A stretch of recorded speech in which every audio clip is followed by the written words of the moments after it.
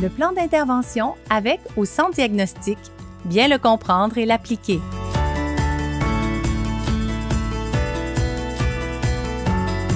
Bonjour, c'est Carlo d'aidersonenfant.com. Dans cette capsule sur le plan d'intervention, on aborde les responsabilités de chacun avec Christine Paquette, enseignante au secondaire. Christine, merci d'être là. Ça fait plaisir. Christine, on va commencer avec les responsabilités des parents. C'est quoi le rôle du parent dans l'exécution du plan d'intervention?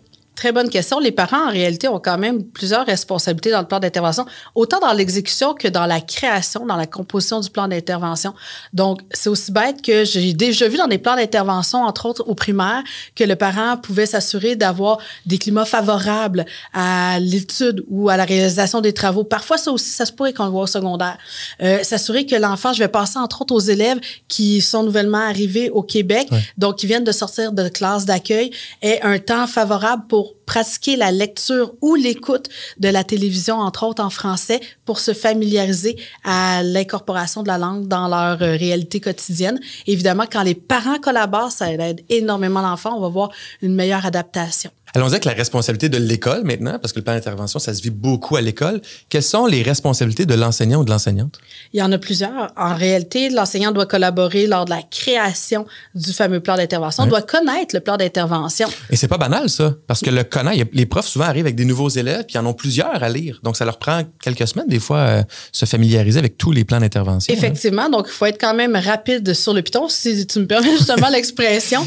L'enseignant aussi doit s'assurer d'appliquer le plan d'intervention de l'élève dans ses différentes évaluations et travaux, ce qui veut dire que les évaluations doivent être adaptées au fait justement qu'il y a des élèves qui ont un plan d'intervention, entre autres avec les outils technologiques, ce qui veut dire, exemple concret, en français, en évaluation de lecture, si on pose des questions quant à la grammaire, quant au sens des mots, ça serait un petit peu aberrant. L'élève n'aurait pas le droit d'utiliser son outil technologique parce que Antidote peut lui donner la définition. Donc, vraiment, s'assurer qu'une évaluation de lecture n'évalue que la lecture et non la grammaire. Donc, ce sont des exemples concrets que l'enseignant doit s'assurer de garder en tête pour permettre à l'élève d'utiliser correctement son outil. Un des défis qu'on voit beaucoup au secondaire, c'est, on le mentionnait dans notre capsule, c'est le nombre d'intervenants différents.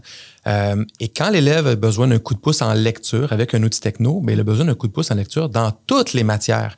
Fait que souvent, les profs de français sont très familiers avec ça, profs de maths beaucoup moins, profs de sciences beaucoup moins. Donc, est-ce que j'ai raison de dire que l'enfant qui utilise, par exemple, un portable et des outils techno comme WorkU pour l'aide à la lecture, bien, il peut l'utiliser dans toutes les matières à tout moment?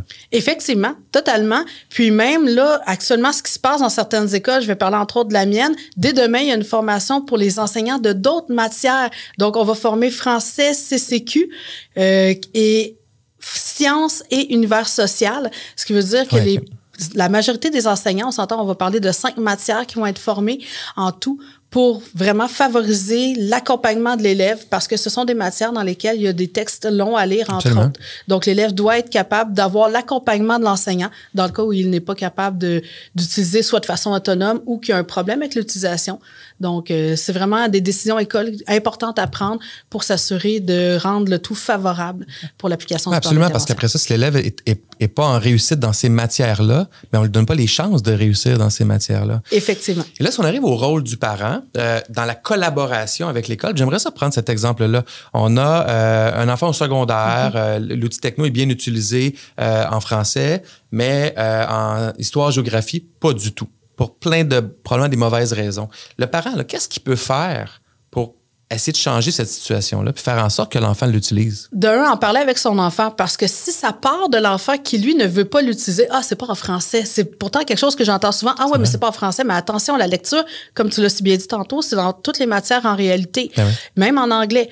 Donc, ce qui veut dire qu'on commence par parler avec l'enfant. Si on voit que c'est pas l'enfant qui ne veut pas l'utiliser, j'invite grandement de parents à entrer en contact avec les enseignants des matières concernées afin de voir qu'est-ce qui peut être mis en place pour s'assurer que l'enfant utilise son outil techno. Et même la direction, si ça marche pas, ben on peut communiquer avec la direction de l'école parce qu'elle est là pour ça. Effectivement, mais il faut vraiment y aller en gradation. Donc, on commence toujours par l'enseignant. Pourquoi? Parce que c'est l'enseignant qui sait exactement ce qui se passe dans son local. Puis parfois, l'enfant va arriver à la maison, va adoucir peut-être un petit peu ce qui s'est passé. C'est clair. Donc, l'enseignant, lui, évidemment, va s'assurer de rectifier le tout. Merci, Christine. Ça fait plaisir.